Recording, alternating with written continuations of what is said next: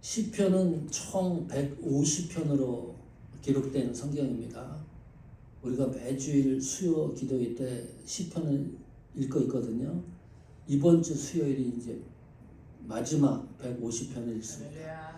세월이 많이 갔다는 겁니다. 시편의 특징은 각 챕터마다 제목이 붙어 있습니다.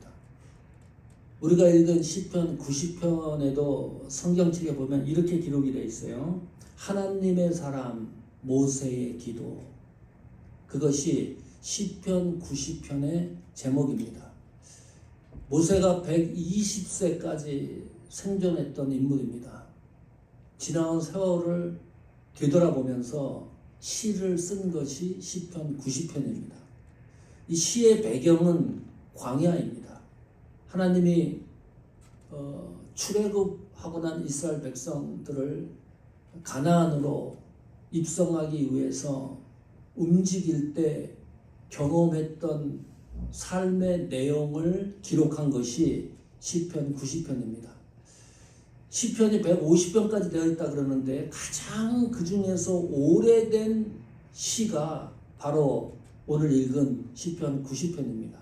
가장 오래된 시예요. 지금으로부터 약 3,500년 전에 쓰여진 시입니다.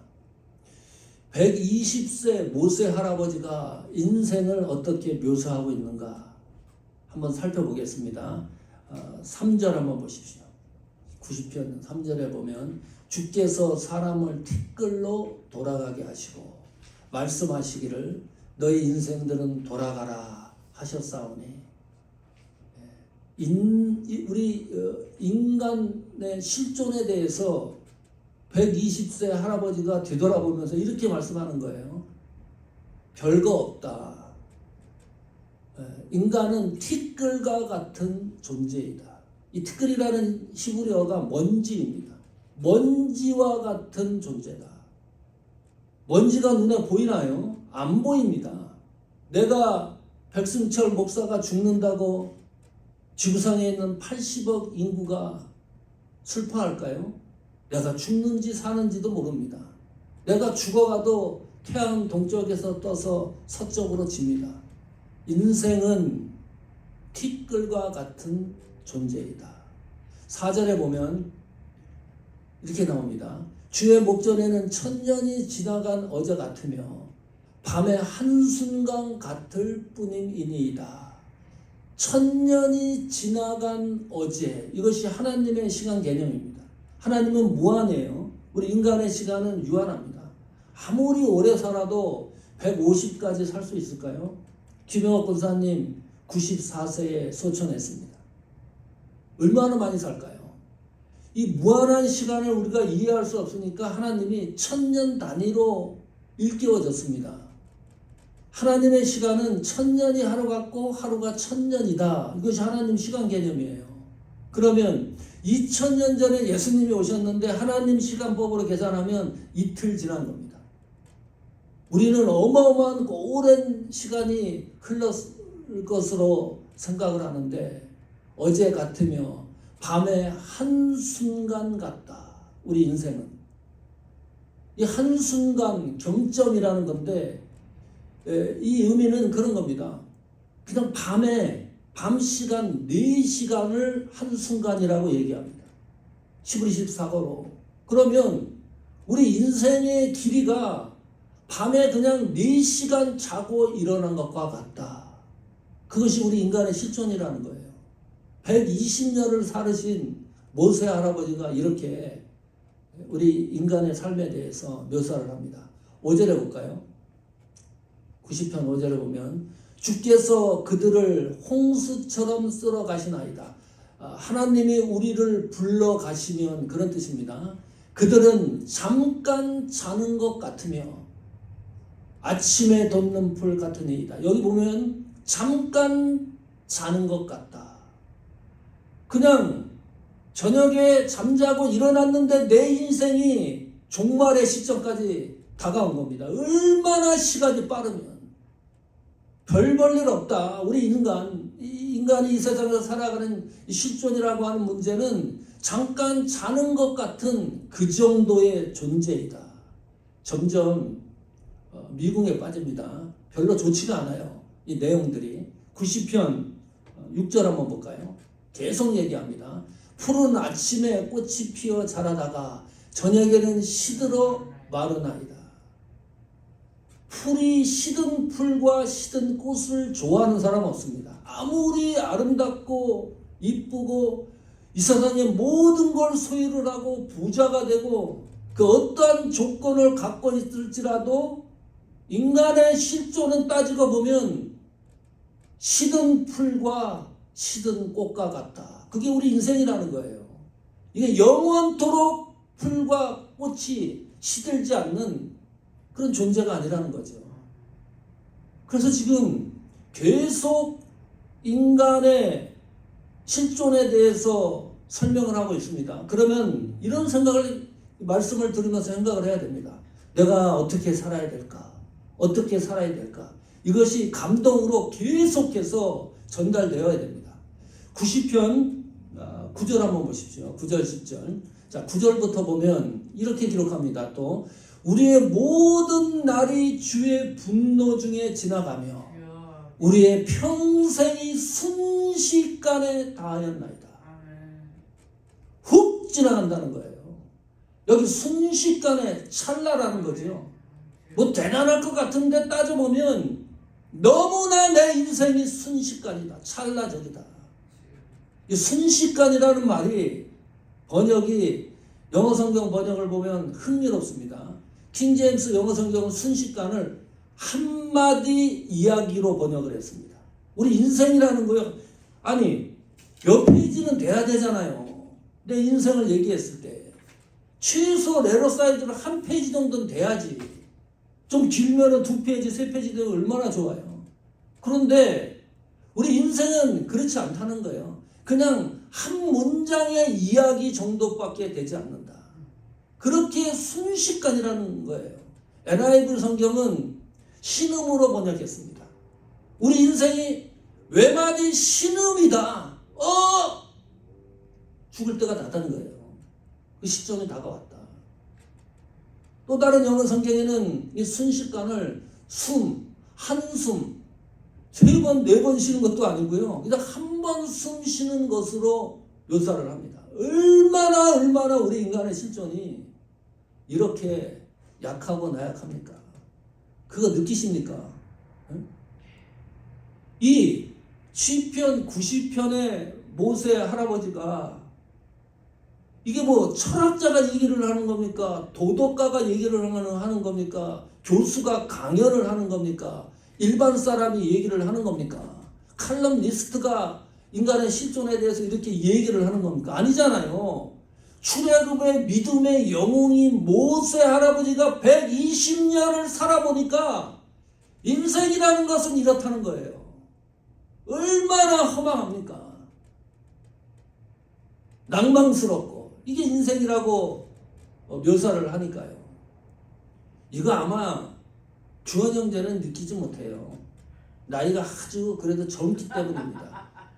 젊은 친구들이면 이거 얘기하면은 뒤에 1도 안 들어옵니다. 중학교 3학년 중학교 가고 고등학교 때요. 어떤 느낌이 드냐 하면 빨리 어른이 되고 싶다. 왜 이렇게 시간이 안 가냐? 왜 이렇게 시간이 안 가는 겁니까? 그때는 빨리 가면 좋은데 빨리 어른이 되고 싶은데 너무너무 시간이 안 가요. 천천히 가도 이렇게 천천히 갈 수 있습니까? 그런데 60이 넘어가고 70, 80이 되신 분들 이야기 다 들어보면 오늘 모세 할아버지가 말씀하신 게 다 맞아요. 젊은 친구들은 느끼지 못합니다. 이 시편 90편의 내용은. 이 가슴으로 와닿지 않아요. 자, 우리 인간의 실존을 이렇게 얘기했습니다. 먼지와 같다. 밤의 한 경정과 같다. 잠깐 자는 것과 같다. 시든 풀과 꽃과 같다. 그리고 신속히 간다. 이것을 전부 묶어가지고 한 단어로 결론을 내리면 그 내용이 시편 90편 10절입니다. 이렇게 얘기합니다. 우리의 연수가 70이요 강건하면 80이라도 그 연수의 자랑은 수고와 슬픔뿐이요 신속히 간다. 어느 정도로? 우리가 날아가나이다. 이걸 다 묶으면 우리 인생이 다다르는 것은 슬픔과 뭐예요? 수고와 슬픔뿐이다. 이게 결론입니다. 그냥 뭐 잘 사는 것 같지요? 그러나 결론에 도달하면 모두 수고와 슬픔이라는 이 그물 안에 전부 다 걸리는 거예요. 인간의 실존이라는 게. 이 슬픔이라는 단어가요, 의미가 있습니다. 많은 다른 다양한 단어로 소개가 됩니다. 죄악, 폐악, 이게 아주 기분 나쁜 단어예요. 슬픔이라는 단어가. 죄악, 폐악, 거짓, 우상숭배, 이것도 슬픔이라는 단어에서 파생된 뜻입니다. 기막히죠. 헛되다, 고통, 이런 겁니다. 무익하다, 이게 슬픔이라는 단어가 가지고 있는 뜻입니다. 아무 희망이 없어요. 인간은 선한 존재가 아니구나. 인간이라고 하는 존재에서 선한 것이 나올 수가 없구나. 인간은 의로운 존재도 아니구나. 의가 나올 수가 없어요. 이렇게 모세 할아버지가 인간의 실존에 대해서 얘기를 하면 이것이 금방금방 우리 가슴을 쳐야 돼요. 아무것도 아니구나, 우리 인생이. 이 수고와 슬픔이라는 게 어떻게 나온 겁니까? 죄의 영향 때문에 나온 거 아닙니까? 죄 때문에 나온 거잖아요. 그러면 120년을 살든 뭐 5년, 10년을 살든 이 관계가 없어요. 왜냐하면 우리 인생의 삶이 수고와 슬픔으로 결론이 나기 때문입니다. 그렇다면 이제부터 정신을 차려야 됩니다. 어떻게 해야 되느냐? 이대로 살 수는 없다. 내 인생이 수고와 슬픔으로 끝난다 그러면 얼마나 허망한 인생입니까? 이것처럼 불행한 인생이 어디 있어요? 그래서 어떻게 해야 되느냐, 이제 문제를 헤쳐나가는 방법을 성경은 모세 할아버지가 이렇게 기록을 합니다. 12절입니다. 우리에게 오르날 계수함을 가르쳐 주십시오. 그리고 지혜로운 마음을 얻게 하소서. 이게 우리가 하나님 앞에 기도해야 될 제목입니다. 하나님, 나의 날이 어느 정도 남았습니까? 제발 내가 이 지구에서 살아갈 날이 어느 정도 나의 생명이 지속되겠습니까? 하나님, 그거 알게 해 주십시오. 이 120세 모세 할아버지가 이렇게 기도하는 겁니다. 그리고 지혜로운 마음을 얻게 하소서. 하나님의 지혜가 뭡니까?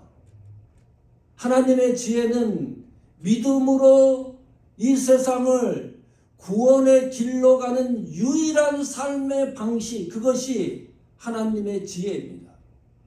이 하나님의 지혜를 우리가 갖지 못하면 그냥 인생이 수고와 슬픔으로 끝나는 겁니다.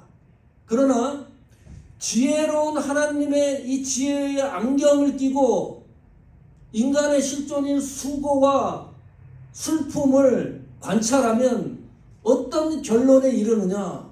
그렇구나. 내가 죄인이라는 사실이 확인이 됩니다.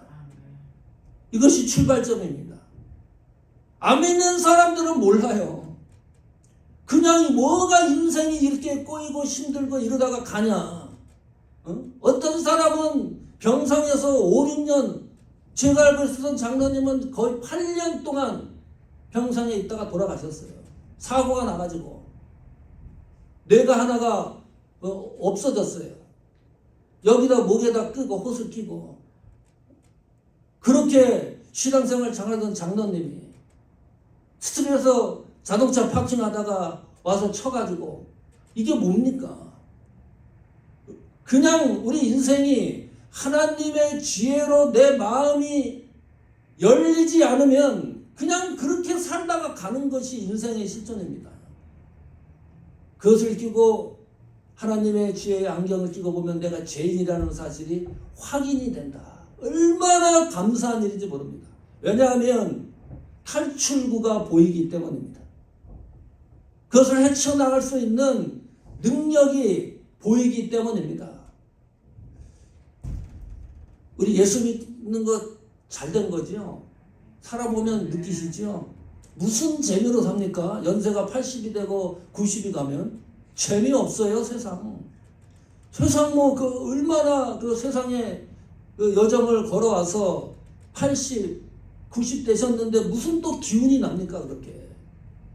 예수 믿는 게 이렇게 행복하고 좋은 겁니다.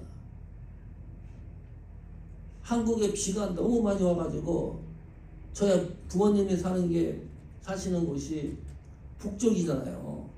네, 경기도 북쪽이라 전화를 드렸는데 이 두 분이 하시는 말씀이 있어요. 다른 말씀 안 하세요. 그냥 아침에 일어나서 두 분이 가정예배 드리고 기도하고 기도할 때 제목들이 많이 있잖아요. 그리고 성경을 갖다가 5번 읽으셨대요. 지금 두 분이 앉아가지고 성경 읽으면 이게 인생이에요. 그 6번째 이제 성경을 읽기 시작을 한다. 두 분이 앉아서 기도하고 성경을 읽는 겁니다. 삶이요, 이 얼마나 복된 삶입니까? 그렇게 우리가 이제 연세가 들어가고 세월이 흘러가면 무슨 일을 합니까? 기도하고 성경 보고 기도하고 성경 보고 교회 가서 예배 드리고 이게 우리 삶의 최종 목적이 아닙니까? 우리날 계수함을 가르쳐서 지혜로운 마음을 얻게 하소서. 이게 좀 확인이 됩니다. 시편 90편 8절 보십시오. 주께서 우리의 죄악을 주의 앞에 놓으시며 우리의 은밀한 죄를 주의 얼굴빛 가운데서 두셨나이다 그랬습니다. 죄이라는 사실이 인지가 되면 그것도 하나님의 지혜로 알게 되는 겁니다. 내가 발견해서 내가 죄인이고 본질상 하나님 앞에 원수라고 하는 이 사실이 내가 발견한 것이 아니고 하나님의 지혜로 발견된 그 수고와 슬픔, 이것이 죄의 결과라는 사실인데 그것을 주께서 우리의 죄악을 주의 앞에 놓으시며, 내가 놓는 겁니까? 여기 주어가 주께서입니다. 하나님의 지혜로 마음을 여니까요, 그 은혜가 내가 가지고 있었던 죄악, 수고와 슬픔, 그리고 은밀한 죄까지, 내가 모르는 죄까지 몽땅 누가 하시는 겁니까? 이 문제를 해결을 하나님이 하시는 겁니다. 주께서 죄악을 주의 앞에 놓으시고 주의 얼굴 빛 가운데 두셨다 그랬습니다. 여기 이 표현도 참 멋있는 표현입니다. 이 빛이라는 것이 큰 상자인데요, 이 빛이 들어갈 틈이 없습니다. 그러면 그 상자 안은 어둠이에요. 빛이 들어갈 공간이 없는데 빛이 들어온 겁니다. 그래서 어둠을 완전히 사라지게 한 것, 그것이 성도의 삶이라는 거예요. 인간의 실존이 수고와 슬픔인데 하나님의 지혜로 내가 죄인이라는 사실을 알고 그 죄를 사하여 주신 하나님의 은혜로 성도는 이 세상을 유일하게 구원에 감격해서 살아가는 사람이 성도입니다. 얼마나 멋있습니까? 이 인생이 그대로 끝나지 않지 않습니까? 그렇다면 하나님과 동행하는 이 하나님은 나에게 어떤 존재인가? 모세는 이렇게 얘기합니다. 1절로 가봅시다. 시편 90편 1절입니다. 주여, 주는 대대에 우리가 거처가 되셨나이다. 내가 믿는 하나님은, 그래서 내가 동행하는 이 하나님은 나의 거처가 되어주신 분이시다. 거처가 뭡니까? 보금자리입니다. 머물 수 있는 곳입니다. 이 시의 배경이 광야라 그랬습니다. 광야는 집이 없어요. 물도 없습니다. 먹고 살 수 있는 방법이 전혀 없는 곳이 광야입니다. 하나님이 나의 거처를 마련해 주시지 않으면 광야에서 생존할 가능성이 전혀 없는 것을 얘기합니다. 그런데 하나님이 나를 먹여 살리셨다. 믿습니까? 네. 내가 뭐 외대에서 먹고 사는 거 이게 아주 현실적인 그 감각 아닙니까? 먹여 살리는 것까지 하나님이 아신다. 되셨나이다. 이것은 하나님이 보여주셨다. 그런 뜻입니다. 그것을 모세가 고백하는 거예요. 뒤돌아보니까 정말 하나님이 나를 먹여 살려주셨다. 이거요, 그냥 우스갯소리가 아니라 이런 고백이 나와야 돼요.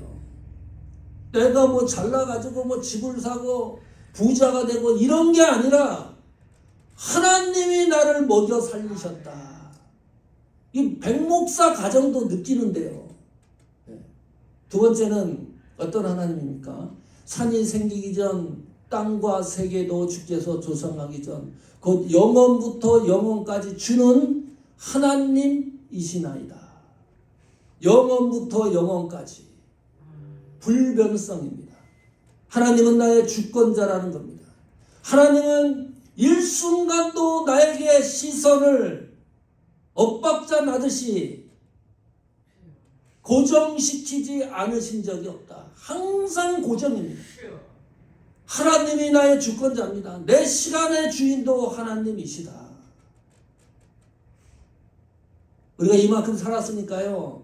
다시 한번 다짐합시다. 어떤 다짐을 해야 될까요? 이제 뭐 80이 되신 분, 저는 62세입니다. 언제까지 살 수 있을런지 모르지만 오늘 시편 90편을 읽으면서 다시 다짐을 하는 겁니다. 그리고 이런 기도를 드리고 결론적으로 나는 하나님 앞으로 이렇게 살겠습니다. 그런 다짐을 해보는 겁니다. 시편 90편 14절 보십시오. 아침에 주의 인자하심이 우리를 만족하게 하사 우리를 일생 동안 즐겁고 기쁘게 하소서. 이것이 기도 제목이 되고 여러분의 삶이 이렇게 되기를 축원합니다. 남은 생애가 즐겁고 기쁘게 하소서. 수고와 슬픔 이런 거 말고 무엇으로 즐겁고 기쁘게 해달라는 겁니까? 주의 인자하심으로, 하나님의 사랑으로, 하나님의 기쁨이 나의 기쁨이 되게 하옵소서. 하나님의 생각이 나의 생각이 되게 하옵소서. 하나님의 뜻이 나의 뜻이 되게 하옵소서. 하나님의 계획이 나의 계획이 되게 하옵소서. 자식들로부터 얻는 즐거움과 기쁨이 아닙니다. 사람들로부터 얻는 즐거움과 기쁨이 아니에요. 물질로 즐겁고 기쁜 게 결코 아닙니다. 하나님에 의하여, 하나님 인자하심에 의하여 즐겁고 기쁜 마지막 삶, 얼마나 멋집니까? 이 말씀대로 이루어지기를 축원합니다. 두 번째 볼까요? 90편 16절입니다. 주께서 행하신 일을 주의 종들에게 나타내시며 주의 영광을 그들의 자손에게 나타내소서. 이것도 멋진 기도 제목입니다. 오늘 말씀드리는 시편 90편 14절, 16절 또 그 다음에 17절 읽을 겁니다. 이 말씀이 그냥 외우십시오. 그리고 매번 이렇게 기도하십시오. 주께서 행하신 일을 주의 종들에게 나타내시며 하나님이 행하신 일을 나에게 나타내시며 얼마나 멋집니까? 자, 이 NIV 성경은 행하신 일을 복수로 썼어요. 이것도 흥미가 있습니다. 그러나 킹제임스 영어 성경은 행하신 일, 이 단수로 적어놨어요. 하나님이 우리에게 행하신 일이 얼마나 많아요.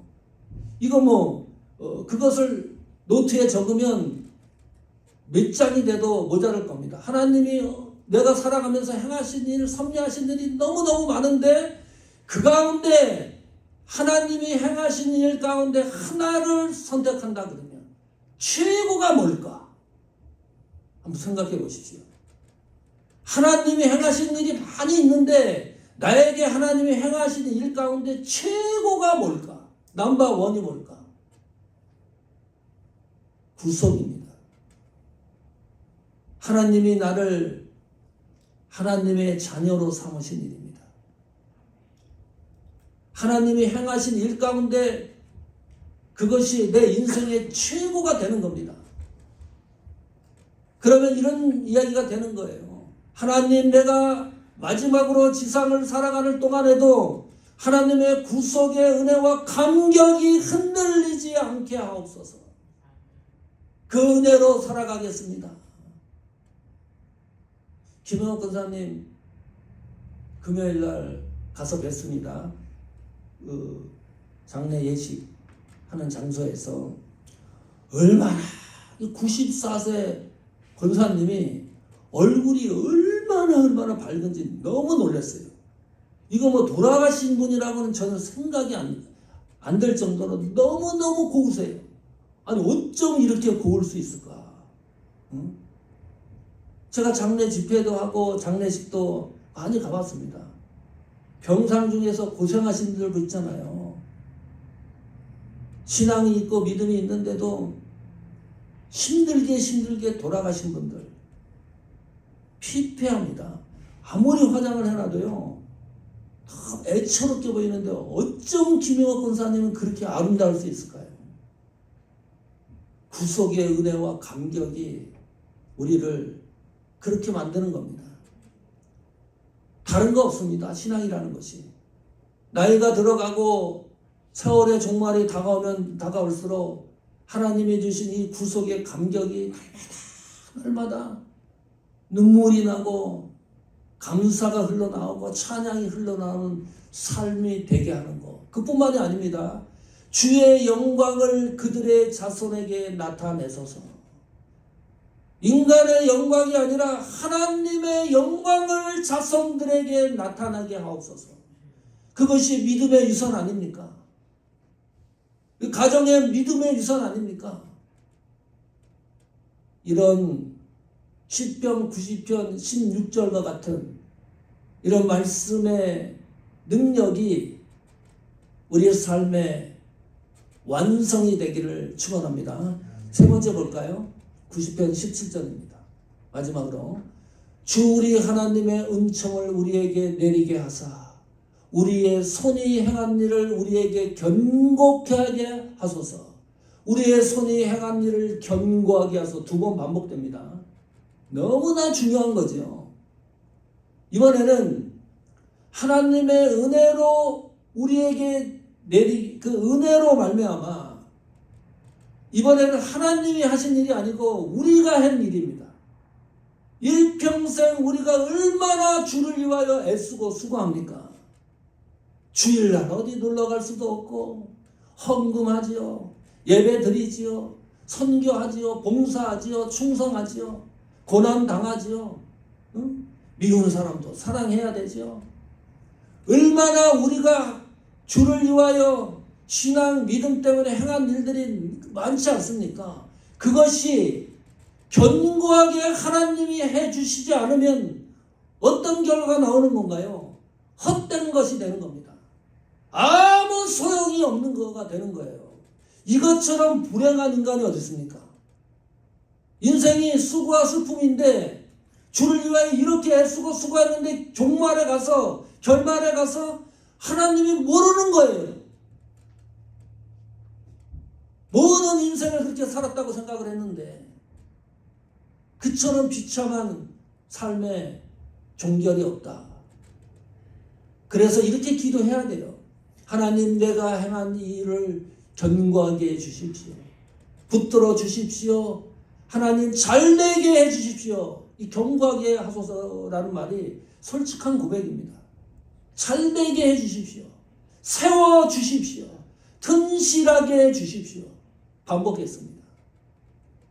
사랑하는 성도 여러분, 120세 모세 할아버지가 광야를 통과하면서 우리 인간의 실존에 대해서 그렇게 얘기했습니다. 그냥 그 길로 가면 수고와 슬픔뿐이다. 다행히 우리는 하나님에 의하여 이 세상을 어떻게 살아가야 되는 방법론을 알고 있다는 것이 이게 얼마나 큰 행복이고 은혜입니까? 그리고 남은 생애가 시편 90편 14절 하나님으로 인하여 기쁘고 즐거운 삶이 날마다 풍성하기를 축원합니다.